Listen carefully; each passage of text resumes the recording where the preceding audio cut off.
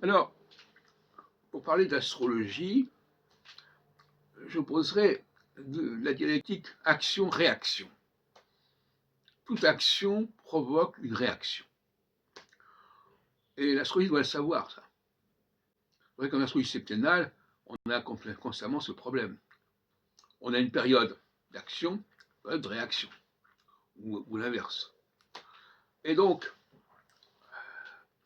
quand André Barbeau fait son astrologie mondiale, il n'intègre pas pleinement, en tout cas très tard, très rapidement, il va laisser de côté cette question-là, même si elle est déterminée par la théorie des aspects, les aspects positifs, négatifs, etc. Lui, il ne garde que les conjonctions. Et en même temps, effectivement, il a une réaction, puisque il y a la phase ascendante, la phase descendante. Alors malheureusement, la phase ascendante, ça se passe très mal pour lui.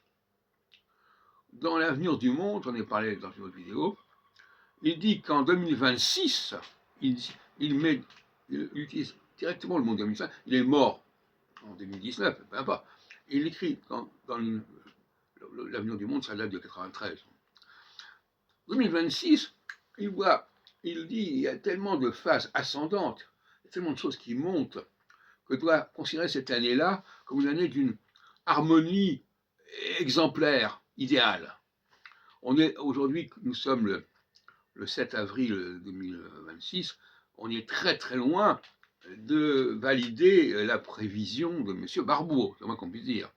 Tout comme on était très loin en 1981-82 de valider l'astrologie mondiale, la théorie, la guerre mondiale annoncée par Barbeau 7-8 ans plus tôt.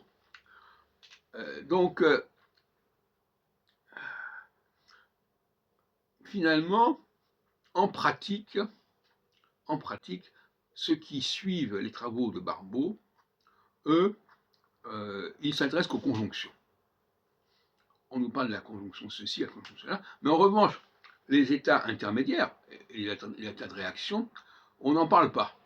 On ne nous a pas dit, par exemple, que lors de l'opposition de Saturne à Neptune, il y a y avoir des phénomènes inverses de ceux de la conjonction.